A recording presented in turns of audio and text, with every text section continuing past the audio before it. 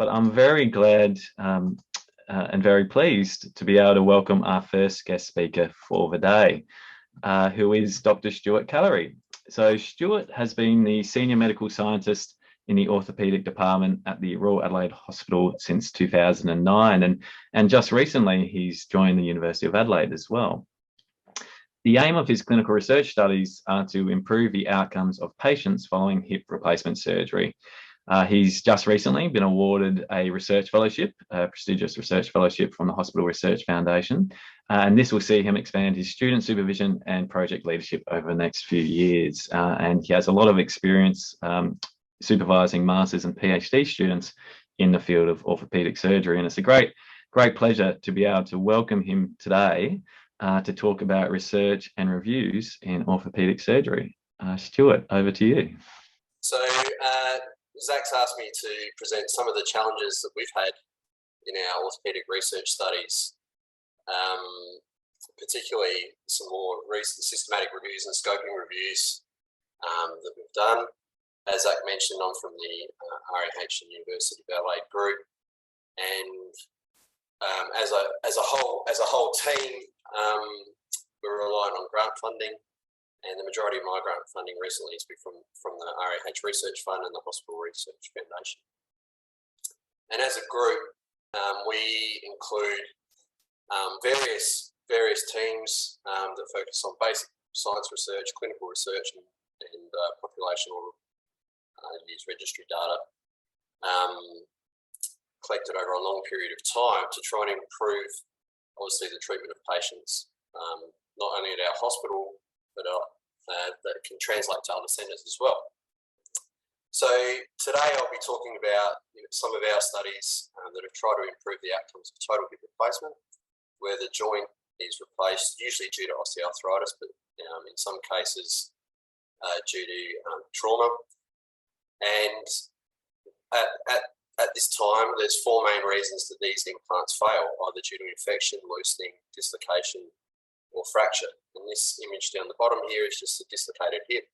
When a patient comes in, they either they may need a further operation to replace the implant or repair the gluteal tendons. So obviously our research is trying to limit these complications, but we're also assessing new implants as they're being introduced. And in 2017 alone, there were 220 new combinations of hip implants introduced in Australia, which is just absolutely phenomenal, when the majority of the implants currently used work quite well. And one of the reasons for this is obviously market push or surgeon preference, but it's also partly due to the TGA requirements. When you introduce new implants, they're not specific for ortho. So if you can prove that your new implant is similar to an existing one, you get direct approval. And we don't think this is actually adequate, and a lot of clinicians are looking for evidence of implant success. So as part of our team, we try to collect a more comprehensive outcomes database, and I think this is what you are looking in your reviews. What outcomes do studies use? So we, over the last 30 years, obviously orthopaedics have predominantly used patient-reported outcome measures. We also look at the bone biology around the implant from specimens taken at the time of surgery. My specialty is to look at implant, the movement of the implant within the bone using special x-rays, and this technique's called Radiostereometric Analysis, which is RSA for short. And I'll go into further detail about that later. But in combination with this, we're trying to track patients' activity with activity watches, their force through the hip as they walk and their style of gait, and then looking at the muscle volume and muscle insertion points using specialised MRI and CT techniques. And as you've probably discussed all week, the outcome measures, you're reliant on how sensitive they are. So if you ask a patient how active they are during the week, this is an old activity score, and depending on what box you tick, you get a score of 1 to 6. Whereas if you use a blinded activity watch, you can see here you get daily reports of how active the patient was. You can see a clear difference between case 1 and case 2 here as they increase their activity over time. Or patient 1 didn't in this case. So this is a video of some of the gait analysis that we do, and there's force platforms within the floor as the patient walks over, and they've got markers all over their legs and hips. And what that translates to is you can see here the arrows that are coming up from the floor. You can see the amount, not only the amount, but the direction of the load going through the hip joint. And if you measure this repeatedly at week 1, week 2, week 6 during their early follow-up, you can see how the patients are recovering, or in the majority of our complicated hip replacement patients, they usually fail to recover. So another way we're trying to improve our outcome measures is obviously the CT imaging. You can see the image on the right here has less metal artifact. And if we've compared a whole heap of different protocols, you can see the bottom left image is actually very faint, and you can't see the different cement and implant features in the image. And interestingly, the bottom left protocol is what the new CT machines were automatically set to when they were introduced in 2017. So this was an example of an important step. And also interestingly, the new machines actually had a higher radiation dose for patients. So without some of the basic research that we're doing and guiding clinical protocols, it's not only for research studies, it's for clinical follow-up of all patients. So back to the 4 mechanisms of failure. I'll talk about dislocation, but one of the main reasons for failure is implant loosening. And I have done years of measurements of implant migration over time, and patients routinely have X-rays at 2 days, 3 months, 1 year, 2 year, 3 year, 5 year, all the way up to 20 year. And we monitor how much the implant moves within the bone. In this case, we're interested in the cut relative to the acetabular bone. And there's a number of studies that have proved that if the implant moves within the first 2 years, you can predict failure, that implant will fail at 10 to 15 years. So this is a really interesting mechanism because it's a predictive surrogate measure. Instead of waiting for your study to have 15-year follow-up, which is very unlikely in the current research atmosphere with no funding, you can perform a 2-year study and predict how many implants would fail in that group. And similarly, you can look at the femoral stem moving down. But for today's talk, I'll just talk about the cups moving up within the bone. So this is a specialised RSA technique. We put markers in the bone to represent the bone segment. We take specialised X-rays above a calibration cage. And the moral of the story is that RSA X-ray measurements are 5 times more accurate than if you use just plain X-rays. And of course, this is relevant to you guys because you can reduce the sample size required for studies by five times. So instead of 100 patients per cohort, you may only need 20. And we use RSA studies to look at different implant designs. So on the left, you can see that cup has a screw up into the ilium, and on the right, there's no screw. And this is just a basic comparison. If you don't need to use screws, obviously you save a bit of time in theatre, but the screws generate a pathway for wear particles and can create bone loss. And when that implant needs to be revised in 15 to 20 years time, hopefully, there's less bone stock for the next implant to seat. So it's an advantage if you don't have to use screws. And this is an example. We did an RCT and published the 2-year results. And you can see here the mean of migration of each cohort at 3, 12 and 24 months. And you can see they're very similar, and we were pretty happy that the screwless group performed pretty well. But what do these results mean?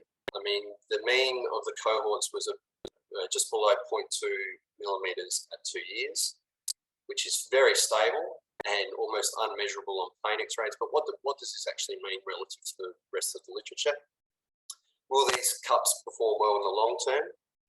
And all of the studies, and we fell into the same trap. All of the studies only present the mean of the cohort and not how many outliers there were above a certain limit. And the outliers are the interesting ones because they're the ones that fail. So this was my first experience of a systematic review, and this is one done by the Leiden group in the Netherlands. And deciphering this systematic review is almost impossible. And interestingly, what they did was they did a review of all RSA studies that measured migration of the cup and then cross-matched them by implant with long-term survival studies. So on the bottom, on the x-axis, you've got the migration report, the mean migration reported for each implant. And on the y-axis, you've got how the percentage that were revised to 10 years. And you can see in the bottom left-hand corner, if implants recorded a mean of less than 0.2 millimeters at 2 years, they had less than 5% revised to 10 years. So that's an excellent outcome. 5% survival, 95% survival at 10 years is an excellent outcome. Whereas in the unacceptable group, you can see there's two cohorts that had a mean migration greater than 1 millimeter at 2 years, and one group had a 35% revision rate at 10 years, which is totally unacceptable. So while this review is complicated, it really does give you a threshold to interpret your own results. So when, for example, if you go back to the screwless RCT, our results are below 0.2, so we probably think the migration is acceptable in this cohort. So to be the devil's advocate, this systematic review is limited. The cross-matching of studies, while the RSA studies were fairly consistent, if you actually look at the clinical studies, they are all over the place. Obviously, they all need a 10-year follow-up, so they're all on older implants, older surgical techniques. And I'm not sure how many of you have seen the Big Short movie, but when they're trying to describe the CDOs, the detail is obviously hidden away. And it's the same, it was the same when we actually looked at the clinical studies involved in the systematic review. They were not all AAAs. Most of them were Cs. And I think you've already discussed how you assess the quality and bias within studies. So I'm not going to go into that. I'm not an expert on that. But I will highlight some of the difficulties in orthopaedic clinical studies and why most of them are not AAAs. So I thought does the news get any worse? Yes, because the studies in that systematic review, for example, were all of primary hips. And primary hips, there's probably millions of studies on primary hips. And if you want to actually look at the outcomes of a revision, so when a patient comes back in and has the second, third, fourth, fifth, sixth surgery on the same hip, the studies are so limited. They're small cohorts. They're usually one older experienced surgeon with his specific technique. And the problem is RCTs are not possible, and there's no registry data on the revision studies. And while the registry data for primaries is excellent, I can't stress that enough, they really have struggled to identify revision surgeries because of the variation in the revision procedures.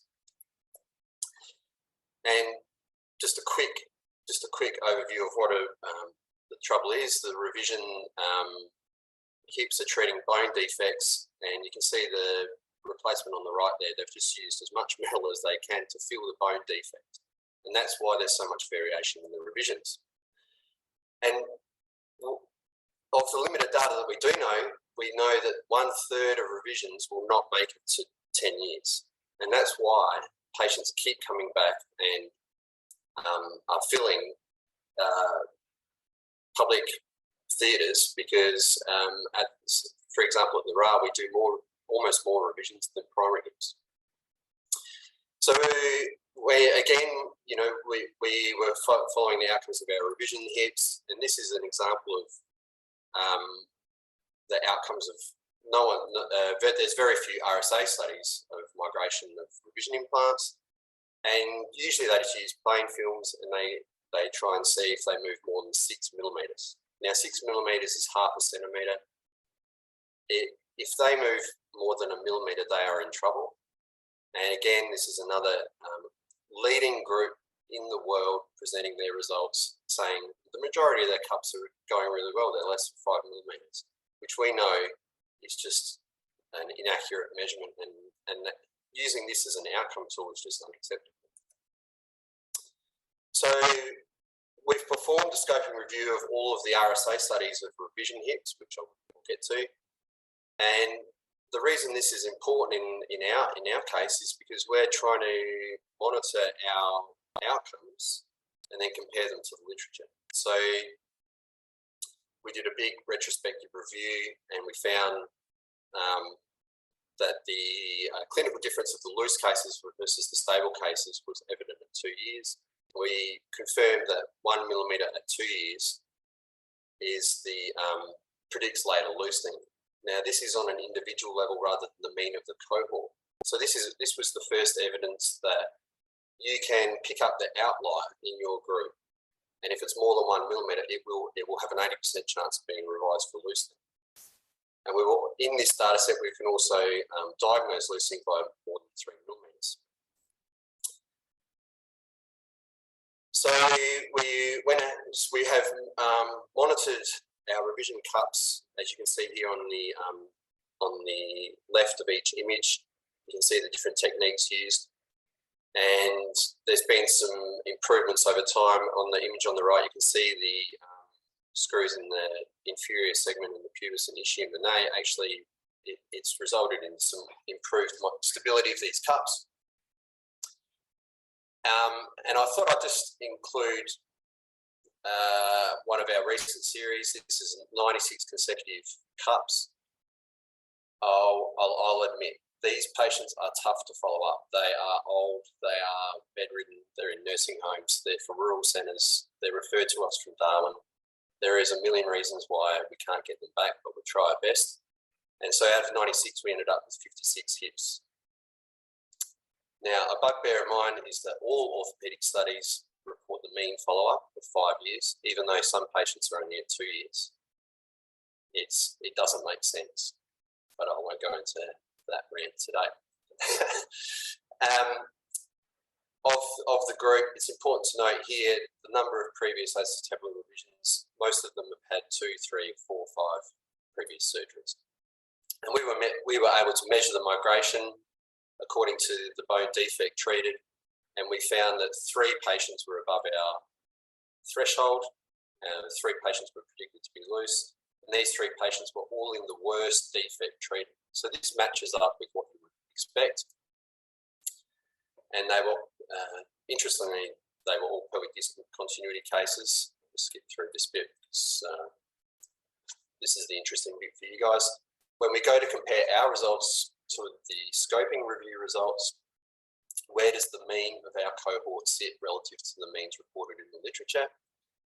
And this is our current study. So we're pretty happy that our results are some of the best, but I was surprised that ours weren't better than this. And actually, if you report the mean according to the defect grade treated, you can see here the 3B, the largest defects treated, actually have the largest migration. And all of the other cases are very low.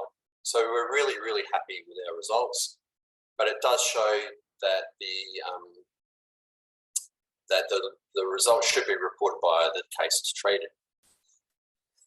So scoping reviews obviously have the advantage of you capture all of the literature available, and you can strengthen your comparison to the available studies with similar outcome measures. And I've found that the clinicians do trust the search and the results, but there are disadvantages, and the quality of studies included in orthopaedic studies is not great. The time needed to perform the systematic search usually on top of clinical commitments for students and clinicians is sometimes just too much of a burden. And the delay from the start of the search to the finishing the actual project usually means you have to go back and redo the search. And everyone involved in our group has a very limited experience with the review process. So we are reliant on people from the JBI or from research librarians with experience to advise us what to do. We're happy to. I've always found medical students and registrars and interested people that are doing these projects. They're happy to follow the guidelines if you can point them in the right direction. And the number of reviews is not only in our department, but in our orthopaedic meetings is increasing. And it's due to two reasons, I believe.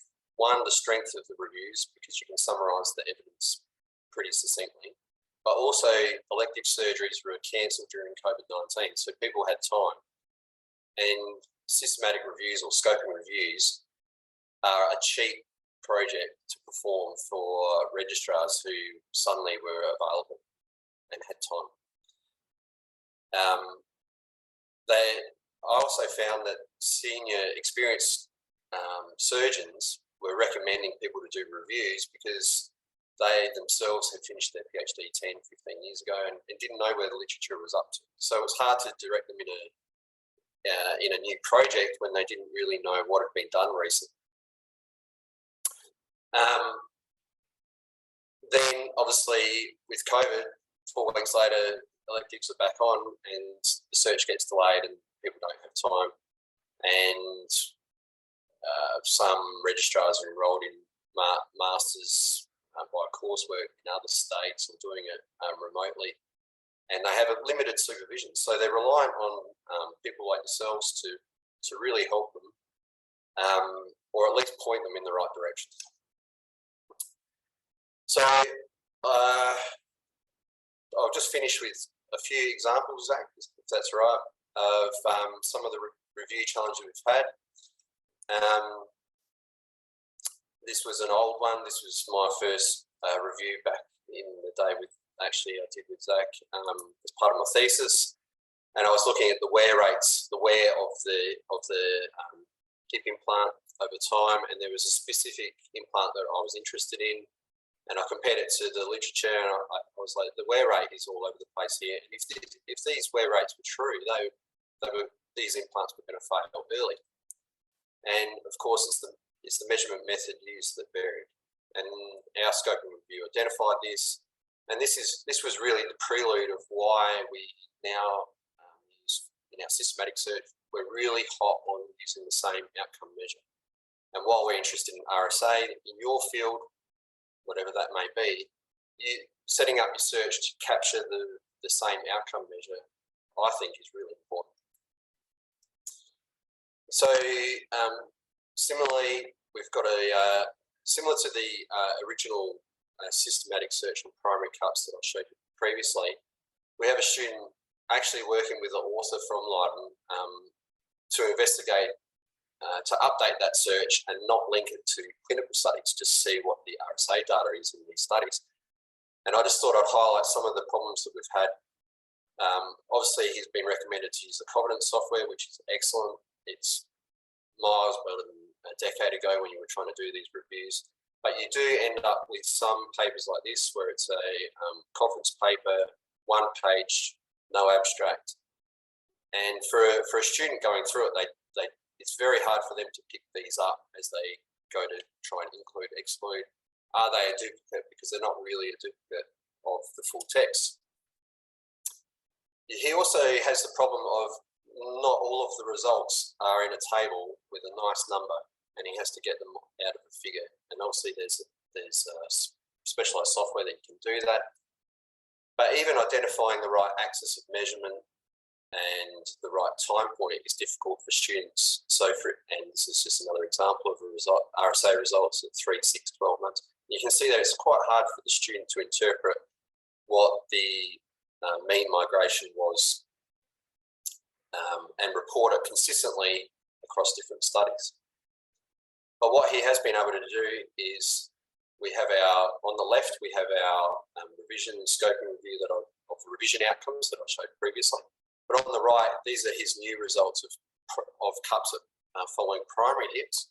And you can see all of the migration is lower, which you would expect because there's better bone quality in your first hip replacement. But interestingly, there's 3 types of implants in the cemented group and 6 types of implants in the uncemented group that are above the 0.2 millimeter threshold.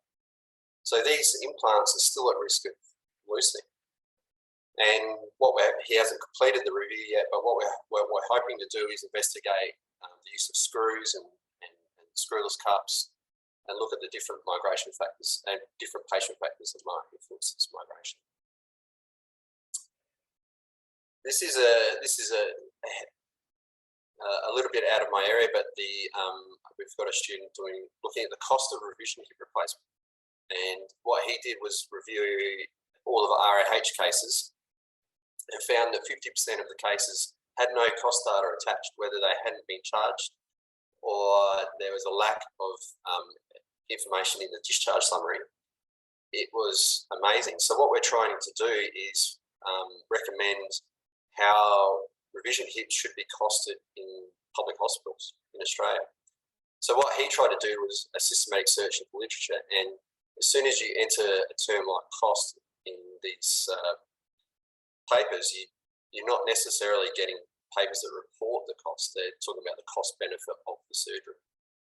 So we found this very difficult to limit the search string, and unfortunately it leaves you with a lot of hits in your search, but not many actually included in the final study. So this is just an example of a summary of his results. And again, the information is so poor in these results, in these papers. The number of hips included varied from 30 to 51,000.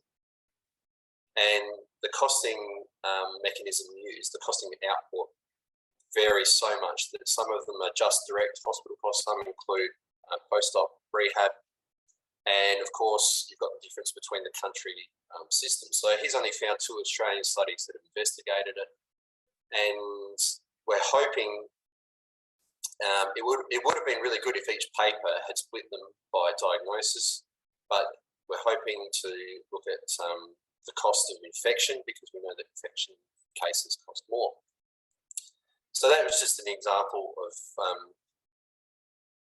a recent example of something that is a tricky review to set up, and never mind screen the thousands of hits that ended up coming up. And this is the last example that I have for today.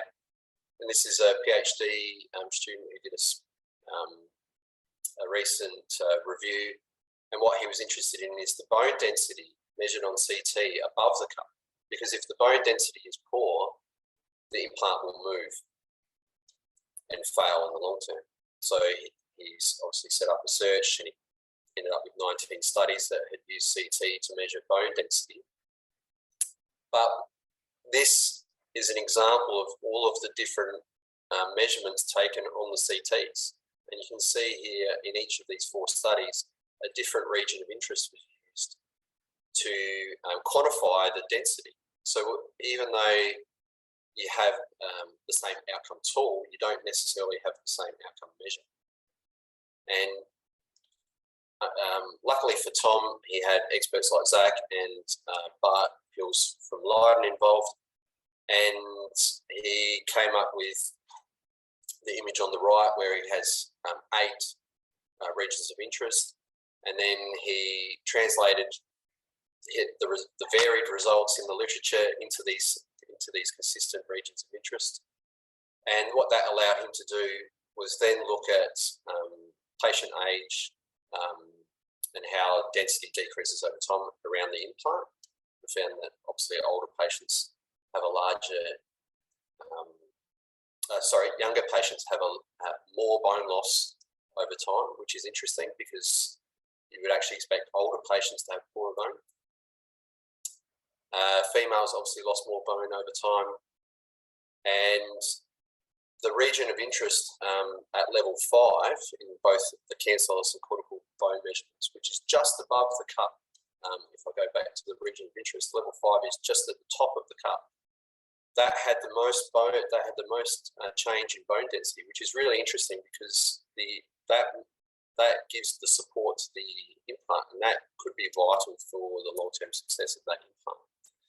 So while they had challenges, if you can overcome them, you can get some really useful information, and obviously put some recommendations in place so that people report their outcomes in future studies in a consistent manner.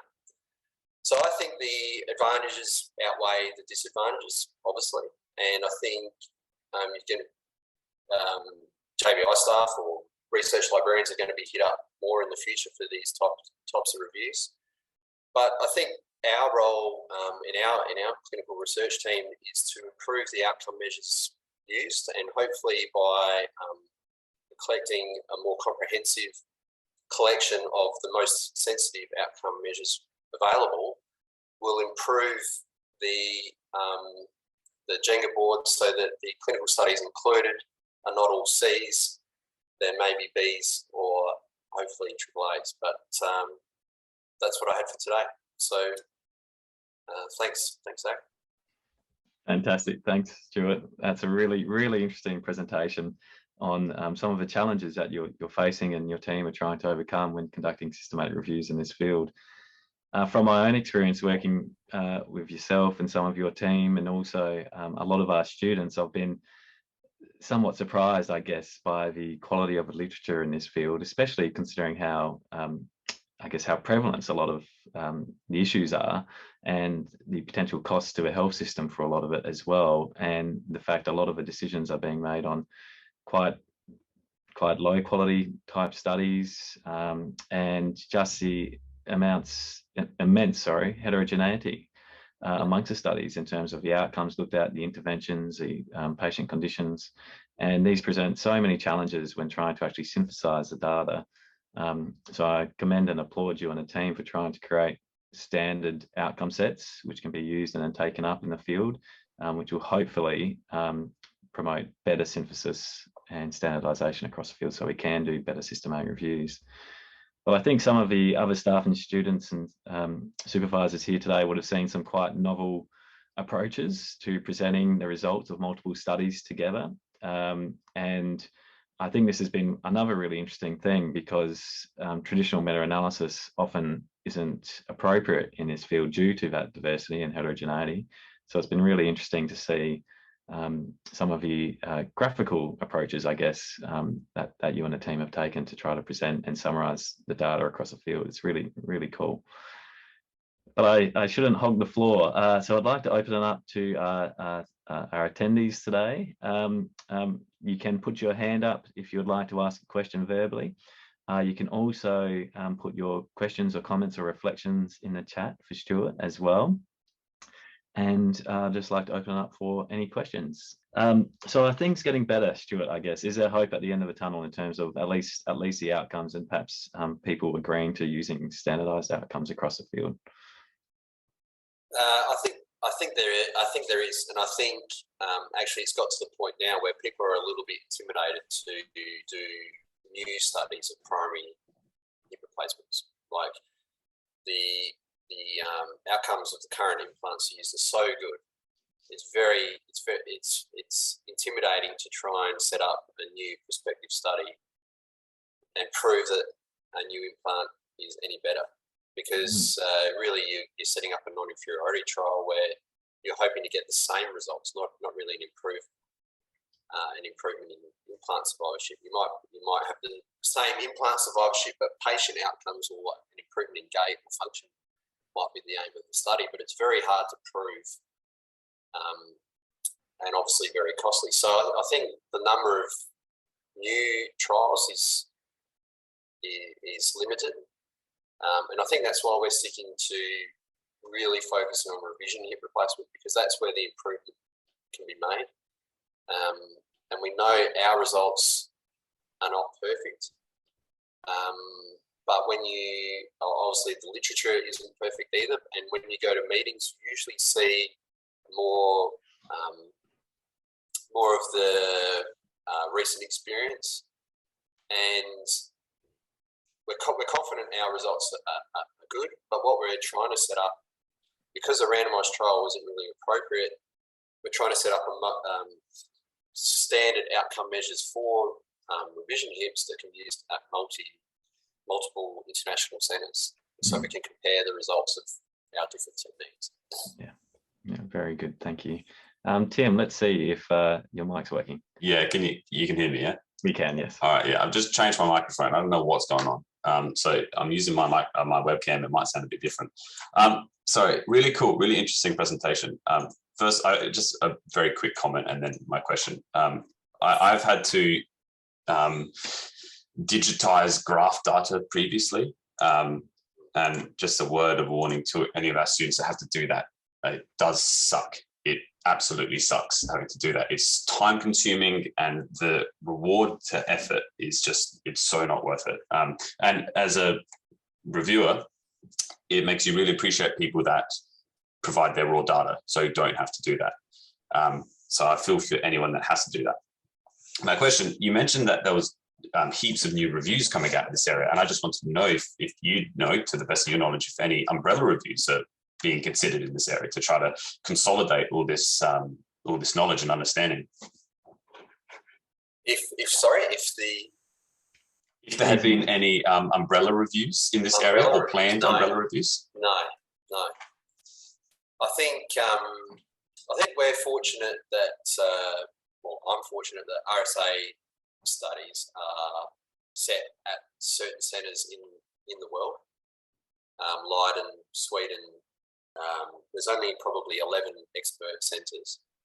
And for our reviews, if you contact the authors, they'll respond because we're part of a unique group.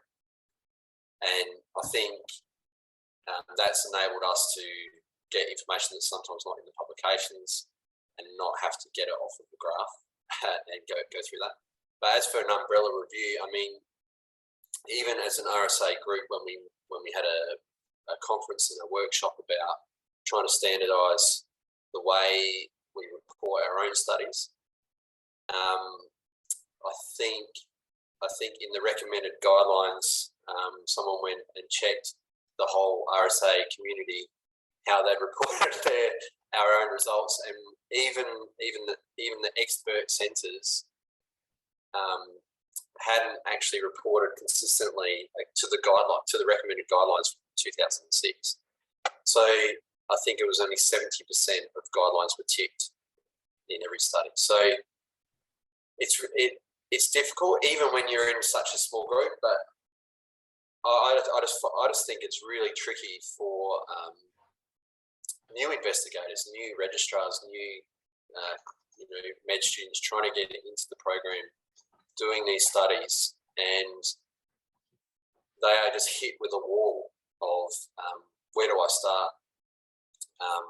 And I just can't emphasise enough that we should be pointing them towards you guys for help. And we've obviously, at the University of Adelaide, we've obviously used Vicky Langton, who's the research librarian there, and she's been a huge help. Even just to check the search terms when they're finally done, it just gives you a bit more confidence in your final results. Yeah, fantastic. We've got a question from one of our students in the chat, Stuart, asking about ethics, and Human says, in the same way that we have ethics to ensure primary research doesn't violate ethics, what are your thoughts on an external team that reviews or examines the protocols of primary research to ensure that it is in keeping with best practice? Well, that's an interesting question, but I guess from our experience I can only talk from the RAH. There is a certain protocol of what implants can be used, and there's an implant committee separate to it's within the orthopaedic department, but it's a separate committee, and they ensure that there is evidence for the implants used in orthopaedics at the RAH. Now, I can't say that's always the case for every surgeon at every private hospital in Australia, because obviously there's different influences, definitely. And I think it's widely acknowledged that companies are pushing after new products to market themselves as new and innovative to surgeons without necessarily having the long-term clinical evidence that the implants are successful. Could I just ask about that, Stuart? So you mentioned earlier, I think at the start, you mentioned there's about 220 new products or implants which are similar to others, but they don't need, they get fast-tracked or something through a TGA. Yeah, so if you've got an uncemented hemispherical cup that you're going to use with one screw, and it is a similar design to an existing one with a 15-year track record, you will get a fast-track approval. You do not need to provide any preclinical testing evidence or any clinical evidence for a small cohort that you've used the cup in. You will just get approved. And it's because the rules are written for all of medicine. So, you know, like a gastro tube, a plastic tube, whether it's 7 millimeters or 8 millimeters, it probably doesn't matter in that instance. But the sizing of the surface texture of our implants is vital, and unfortunately they don't look at them in that detail. It's actually amazing, and I think it's due to the TGA not having probably the staff to investigate orthopaedic implants in particular and change the rules. And of course, orthopaedic companies aren't interested because they want to get their new implants on the market as soon as possible. They do not want to wait for 10 to 15-year outcomes of their new implant so that it can be used in a wider market. So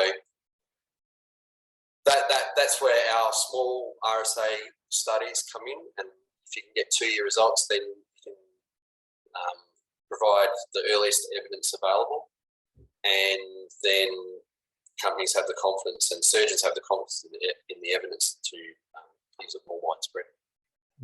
That's quite frightening. It is interesting, yeah. Yeah.